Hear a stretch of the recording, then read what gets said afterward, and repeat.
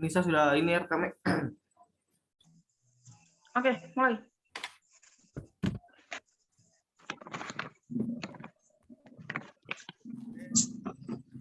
Assalamualaikum warahmatullahi wabarakatuh. Kami dari kelompok 2 ingin berdiskusi atau berdiskusi tentang materi kami, yaitu tentang pengertian korupsi, ciri dan jenis korupsi, korupsi dalam berbagai perspektif, dan faktor-faktor umum penyebab korupsi dan dampak korupsi tersebut. Sebelumnya saya memperkenalkan diri, saya Devi Irato selaku moderator. Di sini saya bersama kelompok saya, yaitu ada Indah Mutiawati, Lisa Rulasdi Kahena, dan Esther Salamuk. Kami di sini akan mempresentasikan atau berdiskusi tentang materi kami. Materi pertama yaitu pengertian korupsi yang akan disampaikan oleh Indah Mutiawati. Waktu dan tempat kami persilakan. Oke, teman-teman, di sini saya akan menjelaskan tentang pengertian korupsi.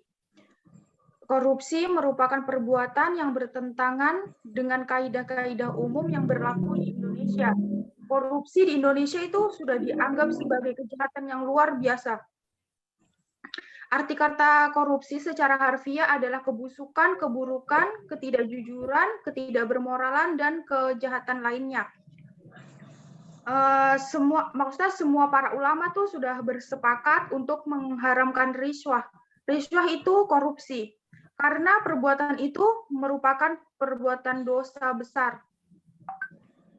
Banyak orang yang berpendapat tentang pengertian korupsi, seperti Muhammad Ali, Subekti, dan lain sebagainya. Salah satu pendapat yaitu menurut Muhammad Ali, yakni adalah korupsi perbuatan busuk, suka menerima uang suap atau sogok, memakai kekuasaan untuk kepentingan pribadi.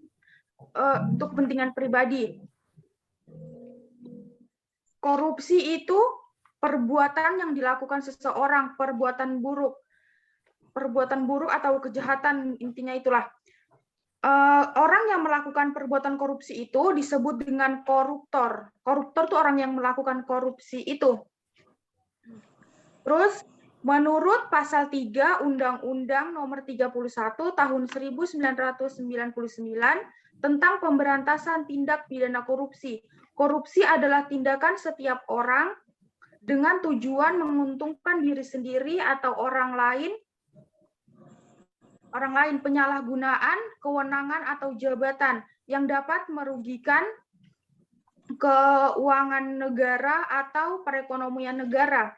Dengan demikian, arti korupsi adalah suatu perbuatan jahat atau kejahatan, perbuatan buruk yang dapat merusak. Sekian dari saya, selanjutnya akan dibahas oleh teman saya, yaitu Lisa Rulasdi. Oke, teman-teman, di sini saya akan jelaskan tentang ciri-ciri korupsi. Jadi di sini ciri-ciri korupsi itu terbagi menjadi 2 bagian. Yang pertama, mengkhianati kepercayaan negara atau swasta untuk keuntungan diri atau keuntungan diri atau berkelompok. Jadi yaitu dalam bentuk penyelewengan atau penyalahgunaan. Bentuk penyelewengan itu seperti kita mencuri, terus mengambil harta negara dengan cara menipu negara. Contoh, negara kasih kita kepercayaan dalam bentuk uang sejumlah 10 juta. Nah, jadi 10 juta itu umpamanya kita disuruh membeli ATK, tapi kita malah ambil sebagian dari uang itu. Contohnya kita ambil 2 juta gitu atau 3 juta. Jadi kita ambil tuh untuk kita punya keuntungan diri atau berkelompok gitu. Jadi itu yang dinamakan contoh ciri-ciri korupsi dalam bentuk penyelewengan. Tuh. Berikutnya bentuk penyalahgunaan. Bentuk penyalahgunaan tuh seperti dia sudah menggunakan uang itu tapi dia salah menggunakan uang itu untuk hal yang lain. Contohnya negara memberikan kita anggaran untuk membuat jalan, tapi bukannya kita buat jalan, kita malah bikin hal yang lain. Kita malah membangun sekolah, membangun gedungan sekolah. Jadi dia salah menggunakan uang itu. Jadi itu yang disebut dengan salah penggunaan. Oke. Berikutnya ciri-ciri kedua. Ciri-ciri kedua ini bersangkutan dengan ciri-ciri yang pertama, karena dia bersangkutan tuh karena dia menutupi, dia punya tindakan terus perbuatan mencurinya, perbuatan mencuri, mengambil harta negara. Jadi dia menutupi itu dengan dalam bentuk laporan keuangan kepada negara atau swasta. Itu. Contohnya tuh membuat laporan keuangan palsu. Kalau dia tuh sudah membeli hal yang sudah seharusnya disuruh, padahal dia belum beli. Itu. Sekian dari saya.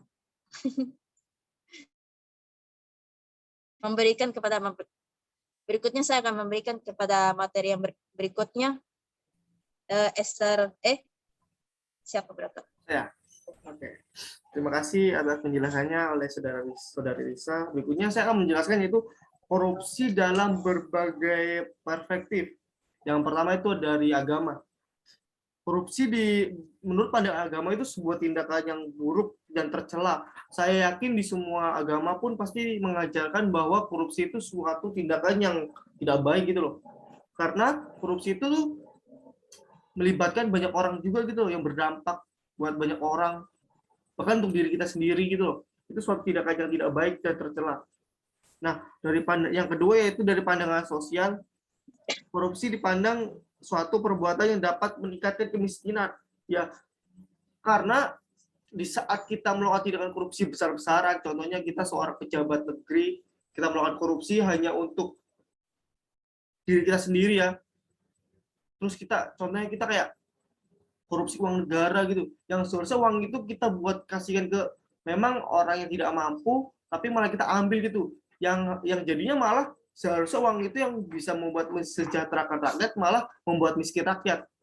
Nah, yang ketiga itu dari segi teknologi dipandang sebagai suatu yang dapat menghambat perkembangan teknologi gitu loh, yang seharusnya kita di daerah timur sini memiliki jaringan yang lebih baik, yang mungkin sama dengan di Jakarta sana. Tapi karena orang-orangnya korupsi, jadi ya mau tidak mau kita ya keterlambatan teknologi, Bu, dari berbagai macam bangunan infrastruktur. Mungkin ya kita di sini di Sorong termasuk ya alhamdulillah masih dapat jaringan gitu. Tapi kalau yang di daerah-daerah pedalaman, pelosok-pelosok negeri pelosok timur sana, itu pasti belum ada jaringan. Jangan jaringan listrik pun juga belum ada. Itu dana-dana itu yang biasanya itu kemana gitu kan, mungkin sudah ada dananya, cuma ya mungkin orang-orang sana korupsi atau apa, kita nggak tahu. Jadi ya kita sebagai calon penerus bangsa ya jangan sampai kita melakukan tindakan korupsi tersebut gitu loh, apalagi nanti suatu saat nanti kita jadi orang-orang petinggi kan. Nah, yang berikutnya itu dari segi ekonomi, sebenarnya sama aja kayak sosial, cuma dari ekonomi itu ya sama aja, sama-sama menyengsarakan rakyat atau banyak orang gitu. Terus yang kayak itu budaya maksudnya tuh kayak seharusnya tuh kayak ada yang namanya pemerataan bangunan dari segi ekonomi dan lain-lain, itu seharusnya rata gitu ya. Karena tindakan korupsi orang yang tidak bertanggung jawab, kita ya di daerah timur ini ya kena dampaknya, karena kita kekurangan fasilitas yang mungkin seharusnya sudah ada, seperti rel kereta api di sini kan belum ada. Nah, materi selanjutnya akan disampaikan oleh Esther. Waktu dan tempat, saya persilakan. Kasih mic dulu, mic-nya kasih dulu Esther. Nah. Kintara. Oke, keterang. Oke, mulai. Baik, terima kasih atas waktu yang diberikan buat saya. Di sini saya akan dapat menjelaskan tentang dampak dari korupsi. Dampak korupsi di sini dapat kita lihat ada terbagi menjadi 5, yaitu mahalnya harga jasa dan pelayanan publik, pengentasan kemiskinan berjalan lambat, terbatasnya akses bagi masyarakat Maluku, meningkatnya angka kriminalitas, solidaritas sosial semakin langka, dan demoralisasi. Tindakan korupsi juga dapat mengakibatnya lambatnya ekonomi negara, menurunnya investasi, meningkatnya kemiskinan, serta ketimbangan pendapat korupsi juga dapat menurunkan tingkat kebahagiaan masyarakat. Mungkin itu saja yang dapat saya jelaskan. Terima kasih. Oke, berikutnya saya akan menjelaskan lagi yaitu tentang faktor-faktor umum penyebab korupsi. Ya pasti seorang melakukan korupsi pasti ada penyebabnya kan, tidak mungkin dia tiba-tiba korupsi kan lucu. Jadi pasti ada penyebabnya. Nah, faktor umum penyebab korupsi yang umum ya, yang kayak yang sudah umum yang sering terlihat yaitu pertama faktor politik. Faktor politik merupakan salah satu penyebab terjadinya korupsi. Hal ini dapat dilihat karena terjadi stabilisasi politik kepentingan para petinggi, kayak bisa saja orang di saat mereka ingin naik jabatan atau menyalonkan diri sebagai seorang politikus atau orang-orang tinggi kan, bisa saja dia melakukan tindakan korupsi untuk mencapai, kan korupsi itu nggak harus kayak uang rakyat kita ambil gitu, bahkan kita menyuap orang pun tuh juga termasuk tindakan politik, apa korupsi. Ya mungkin teman-teman juga pernah ngerasain yang kalau di saat musim-musim pemilu ya dapat uang di amplop serangan fajar gitu kan. Nah itu juga termasuk tindakan korupsi. Jadi itu nggak boleh. Tapi yang namanya ya Indonesia juga nggak heran sih. Tapi lumayan juga sih sebenarnya. Tapi itu tindakan yang nggak baik. Demi sebuah jabatan, demi ingin menjadi anggota DPR atau apa, orang itu rela melakukan korupsi gitu. Menyuap seorang biar suaranya tuh buat dia, ini 50.000, nah, nanti besok pilih saya, nah, atau ini 100.000, nah, nanti yang paling tinggi itu yang dipilih, biasanya sih gitu. Itu sekali lagi teman-teman itu tindakan yang nggak baik ya. Terus yang kedua tuh faktor ekonomi, ya karena kita kekurangannya gaji kayak pendapatannya kita bisa saja melakukan tindakan korupsi, jangankan korupsi, bahkan kita bisa melakukan tindakan kejahatan lainnya, mencuri, begal, atau tindakan kejahatan lainnya. Contoh kecil lagi nih, kita suatu saat nanti kan akan jadi guru nih, ya bisa dibilang tuh ya insya Allah kita langsung jadi PNS atau bagaimana. Tapi kalau kita honor ya begitu, pasti teman-teman sudah tahu lah gaji guru honor tuh cuma berapa gitu. Misalkan kita cuma digaji per bulan 500.000, ya apa itu cukup buat kebutuhan kita per bulan? Pasti kalau dipikir-pikir untuk sekarang tuh kayak nggak cukup sekali ya. Nah, bisa saja dengan ketidakcukupan itu kita melakukan tindakan korupsi. Entah itu kita ambil uang dana bantuan untuk sekolah, contohnya kita diamanahkan nih. Nih, saya kasih uang 10 juta, uang ini kamu pakai buat membuat fasilitas sekolah itu menjadi lebih bagus lagi, atau membuat fasilitas baru, mungkin barang-barang di lab atau apa. Nah, karena kita ngerasa, gaji kita nggak cukup, terus lumayan nih, ada uang. Ya kan? Jadi kita bisa melakukan korupsi kayak, setengah dananya itu kita ambil buat kepentingan pribadi, setengahnya lagi buat apa yang disuruh itu. Tapi yang namanya di saat kita dikasih bantuan dari kayak pemerintah itu pasti ada target yang harus tercapai. Contoh 10 juta itu harus targetnya tercapai gitu. Nah, karena kita melakukan tindakan korupsi itu, kita ambil uang setengah, jadi apa yang ditargetkan tuh ya kurang, yang berakibatnya pun ke anak murti itu loh, yang seharusnya anak murti itu mempunyai kelas yang bagus, fasilitas lengkap, tapi karena tindakan korupsi kita ya kasihannya anak murid kita. Jadi ya jangan sampai kita melakukan tindakan korupsi seperti itu teman-teman. Terus yang ketiga itu faktor organisasi. Karena lingkungan organisasi itu biasanya itu korban korupsi itu terjadi biasanya memberikan adil terjadinya korupsi karena pembukaan peluang. Yaitu sama aja seperti yang saya bilang tadi, karena adanya keinginan kita ingin menjabat atau apa, ya bisa jadi kita bisa melakukan itu supaya terpilih kan, kita bisa nyuap orang atau nggak suap orang di dalam, itu sebuah tindakan yang nggak baik teman-teman. Terus yang tadi kan faktor utama nih, faktor umum. Nah yang berikutnya faktor internal dan eksternal. Yang pertama itu faktor internal, atau itu dari dalam diri kita sendiri. Yang pertama itu sifat tamak atau rakusnya manusia itu.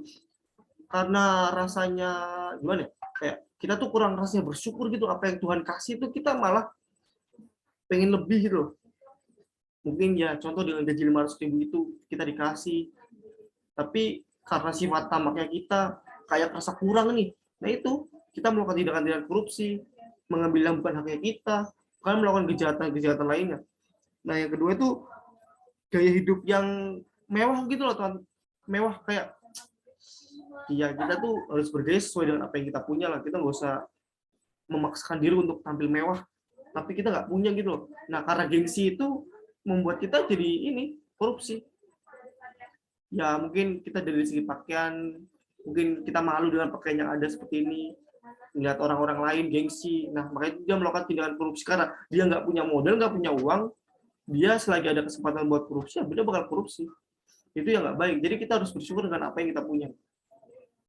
Terus yang berikutnya itu penghasilan yang kurang mencukupi, ya seperti tadi kita punya gaji sedikit, sedangkan kebutuhan kita tuh banyak gitu loh.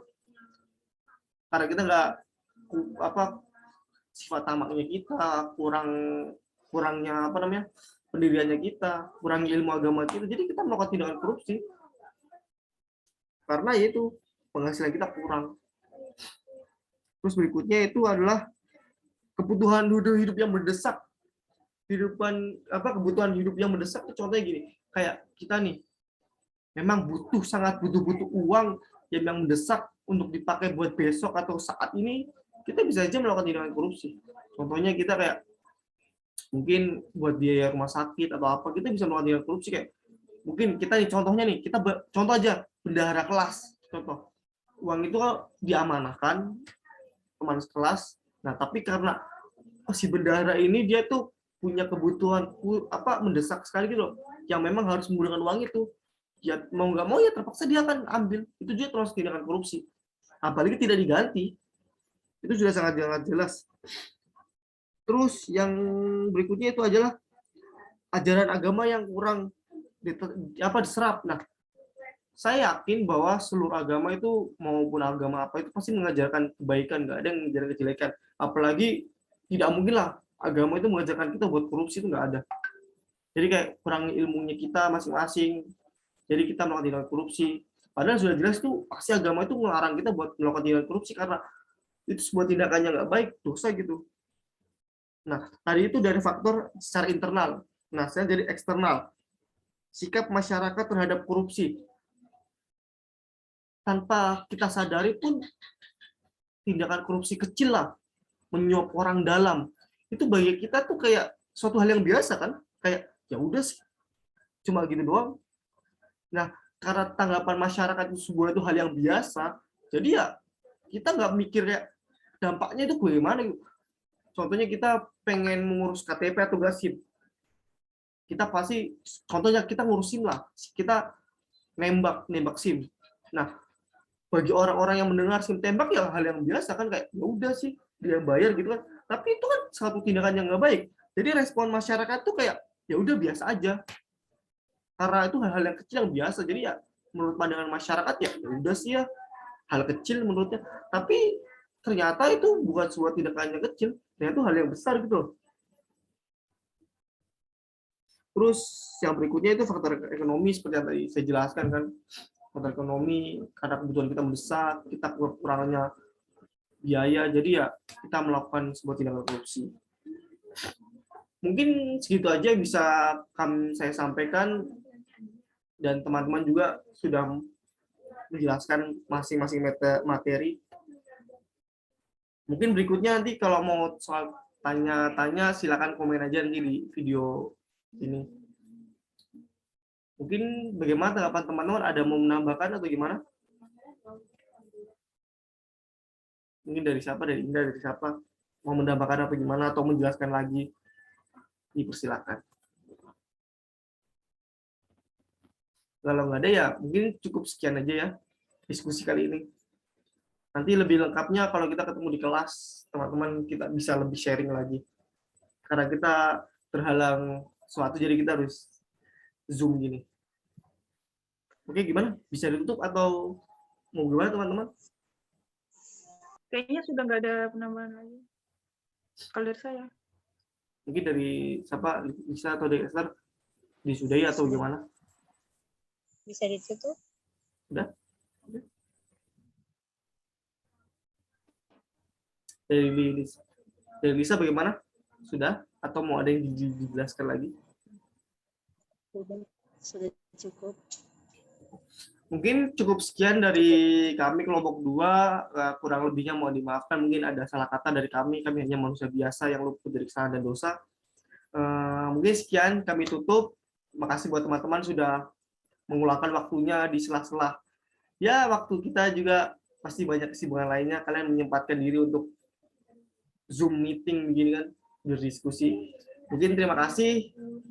Selamat beristirahat lagi. Wassalamualaikum warahmatullahi wabarakatuh. Waalaikumsalam. Damai. Sudah, nanti soal edit-editnya nanti saya nganu.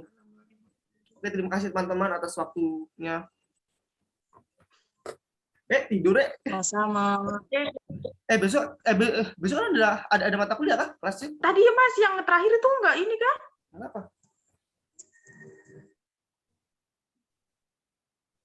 Sudah gitu aja. Mau bagaimana lagi?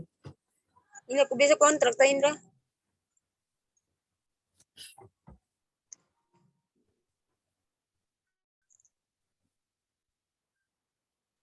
Terakhir itu nggak usah, memang nggak usah kah? Yang terakhir apa?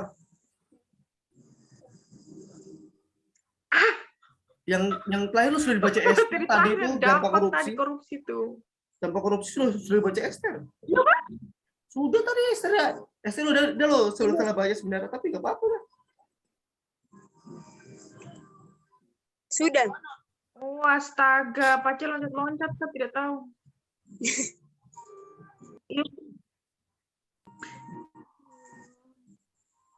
Ya sudah, kalau begitu guys ya, belum sholat isya ini guys ya. Dah, Indah. Sudah, pas kali waktunya sisa berapa menit lagi. Oke, saya punya PR buat edit ini. Terima kasih. Bagaimana guys? Diakhiri saja. Akhirnya sudah selesai. Baik. Oke. Assalamualaikum. Ini mau bikin apa lagi? Sudah toh? Sudah. Dadah. Suara putus-putus. Aduh. Dadah.